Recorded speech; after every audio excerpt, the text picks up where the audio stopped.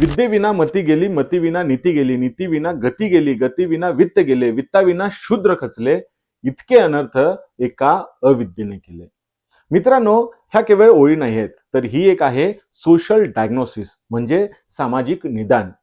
ज्या काळात शिक्षणाचे अधिकार फक्त एका विशिष्ट वर्गापुरते मर्यादित होते, त्या काळात एका तरुणानं व्यवस्थेला प्रश्न विचारला, जर ज्ञान सर्वांसाठी असेल तर माझी माणसं अंधारात का?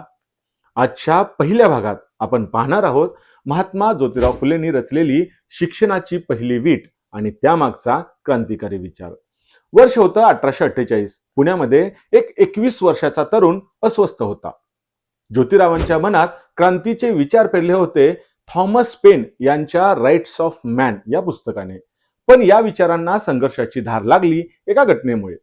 ज्योतिराव आपल्या एका मित्राच्या लग्नाच्या मिरवणुकीत गेले होते. तिथे केवळ त्यांना त्यांच्या जातीवरून अपमानित करण्यात आलं. तो अपमान वैयक्तिक नव्हता, तो संपूर्ण व्यवस्थेचा आरसा होता. ज्योतिरावांच्या लक्षात आलं की जोपर्यंत शूद्रातिशूद्र आणि स्त्रिया सुशिक्षित होत नाहीत तोपर्यंत गुलामगिरी संपणार नाही. 1 ऑगस्ट 1848 पुण्याच्या बुधवार पेठेतील भिडेवाड्यात भारताच्या इतिहासातील पहिली मुलींची शाळा सुरू झाली. हे केवळ एका शाळेचे उद्घाटन नव्हते, तर हजारो वर्षाच्या शोषणाच्या भिंतीला पडलेले पहिले खिंडार होते. पण प्रश्न असा होता की शिकवणार कोण? समाजाने विरोधाची तलवार उपसली होती. अशा वेळी ज्योतिरावांनी आपल्या पत्नीला म्हणजेच सावित्रीबाईंना साक्षर केलं आणि त्यांना शिक्षिका म्हणून उभं केलं.